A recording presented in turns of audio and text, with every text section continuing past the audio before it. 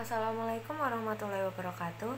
Halo semuanya, kami dari kelompok PKH A2 ingin memaparkan hasil analisis kami mengenai kerusakan akibat gangguan abiotik dan gangguan antroposentrik pada pohon eukaliptus pelita di hutan Yogyakarta, dan kami mengacu pada jurnal Hutan Tropika pada tahun 2022.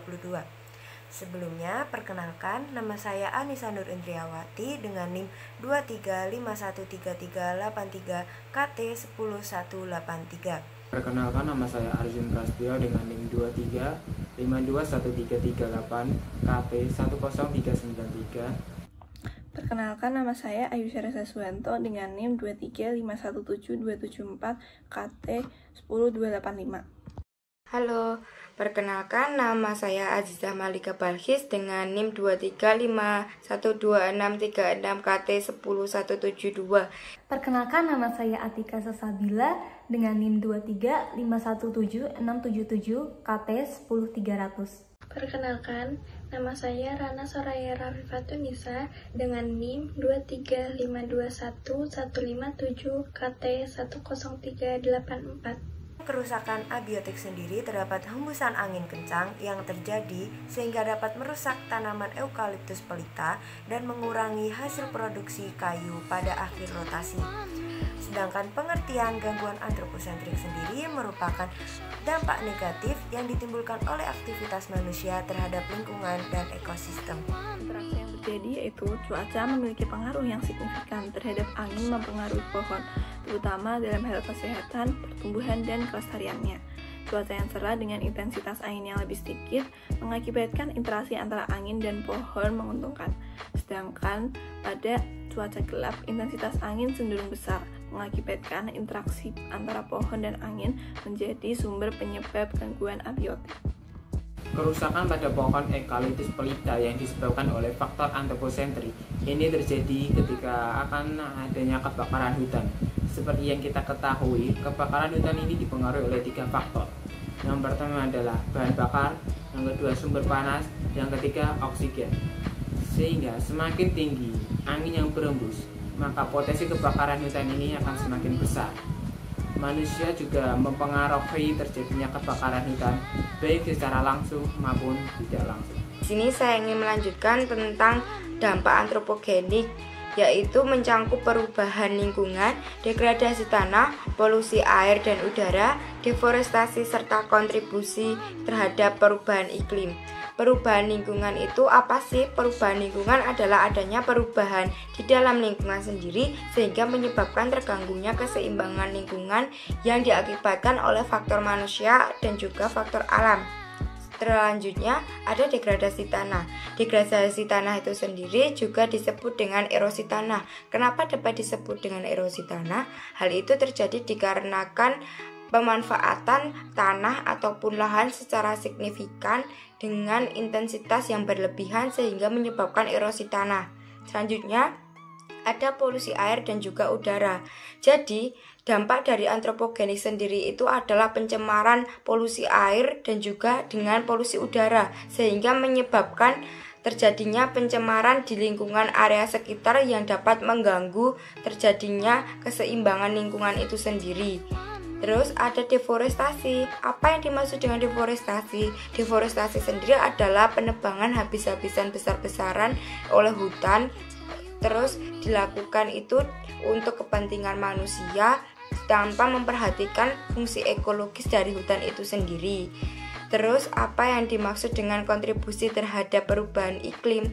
Jadi dalam perilaku manusia atau antropogenik itu sendiri itu dapat berkontribusi terhadap perubahan iklim dikarenakan dari deforestasi itu sendiri dapat merembet kepada perubahan iklim dikarenakan fungsi dari ekologi hutan itu tidak dapat berjalan secara beriringan ataupun seharusnya, sehingga menyebabkan perubahan yang iklimnya harusnya siklusnya baik menjadi terputus dan terjadinya perubahan iklim secara mendadak yang tidak diinginkan. Dan selanjutnya untuk dampak antropogenik itu sendiri adalah angin dapat menimbulkan kerusakan secara langsung ataupun secara tidak langsung. Bagaimana cara angin itu dapat berdampak secara langsung? Tanpa disadari, angin itu dapat berpengaruh terhadap pengurangan kadar air dalam tanah dan juga pengurangan nutrisi pada pohon. Sedangkan untuk dampak tidak langsung itu, pohon-pohon yang terkena angin itu dapat tumbang ataupun dapat patah. Kali ini saya akan menjelaskan tentang pencegahan dan pengendalian kerusakan pada eukaliptus pelita yang disebabkan oleh kerusakan abiotik, yaitu angin. Salah satu yang dapat kita lakukan adalah memantau pola iklim dan perubahan dalam jangka panjang untuk memahami dan mengantisipasi resiko angin yang dapat berkembang seiring waktu. Selain itu, kita juga harus mengetahui informasi dan karakteristik pohon atau tegakan untuk mengurangi resiko, sehingga dapat dirumuskan strategi-strategi pengelolaan tegakan yang dapat meminimalisir kerusakan yang disebabkan oleh angin. Ragam kerusakan abiotik sendiri terdapat hembusan angin kencang yang terjadi sehingga dapat merusak tanaman eukaliptus pelita dan mengurangi hasil produksi kayu pada akhir rotasi. Sedangkan pengertian gangguan antroposentrik sendiri merupakan dampak negatif yang ditimbulkan oleh aktivitas manusia terhadap lingkungan dan ekosistem. Interaksi yang terjadi yaitu cuaca memiliki pengaruh yang signifikan terhadap angin mempengaruhi pohon, terutama dalam hal kesehatan, pertumbuhan, dan kelestariannya. Cuaca yang cerah dengan intensitas angin yang lebih sedikit mengakibatkan interaksi antara angin dan pohon menguntungkan. Sedangkan pada cuaca gelap, intensitas angin cenderung besar, mengakibatkan interaksi antara pohon dan angin menjadi sumber penyebab gangguan abiotik. Kerusakan pada pohon eukaliptus pelita yang disebabkan oleh faktor antroposentrik ini terjadi ketika akan adanya kebakaran hutan. Seperti yang kita ketahui, kebakaran hutan ini dipengaruhi oleh 3 faktor. Yang pertama adalah bahan bakar, yang kedua sumber panas, yang ketiga oksigen. Sehingga semakin tinggi angin yang berembus, maka potensi kebakaran hutan ini akan semakin besar. Manusia juga mempengaruhi terjadinya kebakaran hutan, baik secara langsung maupun tidak langsung. Sini saya ingin melanjutkan tentang dampak antropogenik, yaitu mencangkup perubahan lingkungan, degradasi tanah, polusi air dan udara, deforestasi serta kontribusi terhadap perubahan iklim. Perubahan lingkungan itu apa sih? Perubahan lingkungan adalah adanya perubahan di dalam lingkungan sendiri sehingga menyebabkan terganggunya keseimbangan lingkungan yang diakibatkan oleh faktor manusia dan juga faktor alam. Selanjutnya ada degradasi tanah. Degradasi tanah itu sendiri juga disebut dengan erosi tanah. Kenapa dapat disebut dengan erosi tanah? Hal itu terjadi dikarenakan pemanfaatan tanah ataupun lahan secara signifikan dengan intensitas yang berlebihan sehingga menyebabkan erosi tanah. Selanjutnya ada polusi air dan juga udara. Jadi, dampak dari antropogenik sendiri itu adalah pencemaran polusi air dan juga dengan polusi udara sehingga menyebabkan terjadinya pencemaran di lingkungan area sekitar yang dapat mengganggu terjadinya keseimbangan lingkungan itu sendiri. Terus ada deforestasi. Apa yang dimaksud dengan deforestasi? Deforestasi sendiri adalah penebangan habis-habisan besar-besaran oleh hutan. Terus dilakukan itu untuk kepentingan manusia tanpa memperhatikan fungsi ekologis dari hutan itu sendiri.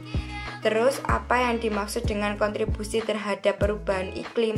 Jadi dalam perilaku manusia atau antropogenik itu sendiri itu dapat berkontribusi terhadap perubahan iklim dikarenakan dari deforestasi itu sendiri dapat merembet kepada perubahan iklim dikarenakan fungsi dari ekologi hutan itu tidak dapat berjalan secara beriringan ataupun seharusnya sehingga menyebabkan perubahan yang iklimnya harusnya siklusnya baik menjadi terputus dan terjadinya perubahan iklim secara mendadak yang tidak diinginkan. Dan selanjutnya untuk dampak antropogenik itu sendiri adalah angin dapat menimbulkan kerusakan secara langsung ataupun secara tidak langsung. Bagaimana cara angin itu dapat berdampak secara langsung?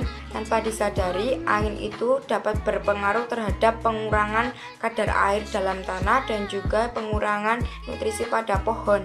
Sedangkan untuk dampak tidak langsung itu, pohon-pohon yang terkena angin itu dapat tumbang ataupun dapat patah. Kali ini saya akan menjelaskan tentang pencegahan dan pengendalian kerusakan pada eukaliptus pelita yang disebabkan oleh kerusakan abiotik, yaitu angin. Salah satu yang dapat kita lakukan adalah memantau pola iklim dan perubahan dalam jangka panjang untuk memahami dan mengantisipasi resiko angin yang dapat berkembang seiring waktu. Selain itu, kita juga harus mengetahui informasi dan karakteristik pohon atau tegakan untuk mengurangi resiko, sehingga dapat dirumuskan strategi-strategi pengelolaan tegakan yang dapat meminimalisir kerusakan yang disebabkan oleh angin. Pencegahan dan pengendalian antropogenik memerlukan kolaborasi dari berbagai sektor, mulai dari individu hingga lembaga besar, serta implementasi kebijakan yang efektif dan berkelanjutan untuk memastikan lingkungan yang dapat dijaga dengan baik. Pencegahan yang pertama dapat dilakukan dengan edukasi dan kesadaran lingkungan, dengan cara meningkatkan kesadaran masyarakat tentang dampak aktivitas manusia terhadap lingkungan, serta mendorong perilaku yang ramah lingkungan. Yang kedua yaitu penggunaan sumber daya yang berkelanjutan, memanfaatkan sumber daya alam seperti air, tanah, dan energi secara bijaksana untuk mengurangi jejak ekologis. Yang ketiga yaitu teknologi ramah lingkungan, dengan cara mengadopsi teknologi yang ramah lingkungan seperti energi terbarukan, kendaraan listrik, atau teknologi pengolahan limbah yang lebih efisien. Dan selanjutnya yang keempat yaitu regulasi dan kebijakan lingkungan, yaitu menetapkan kebijakan dan regulasi yang ketat terkait dengan limbah, emisi, pengelolaan sumber daya alam, dan perlindungan lingkungan. Berikutnya adalah pengendalian antropogenik. Dapat dilakukan dengan cara pengurangan emisi, yaitu mengurangi emisi gas rumah kaca dengan cara mengubah sistem transportasi menuju energi bersih, menekan industri beremisi tinggi, dan meningkatkan efisiensi energi. Kemudian yang kedua, pengolahan limbah. Pengolahan limbah yaitu menerapkan sistem pengelolaan limbah yang efisien, termasuk daur ulang, pengelolaan limbah, dan pengurangan penggunaan bahan kimia yang berbahaya. Kemudian selanjutnya yang ketiga yaitu dengan cara konservasi sumber daya, yaitu mempertahankan keanekaragaman hayati dan mengurangi kerusakan habitat alam melalui konservasi lahan, hutan, dan air. Kemudian yang keempat adalah reboisasi dan penanaman kembali, dengan cara menanam kembali pohon-pohon untuk mengkompensasi deforestasi dan meningkatkan penyerapan karbon. Kemudian pengendalian yang terakhir yaitu kemitraan dan kolaborasi, melibatkan berbagai pihak termasuk pemerintah, perusahaan, dan masyarakat sipil dalam proyek-proyek lingkungan untuk menghasilkan solusi yang lebih holistik.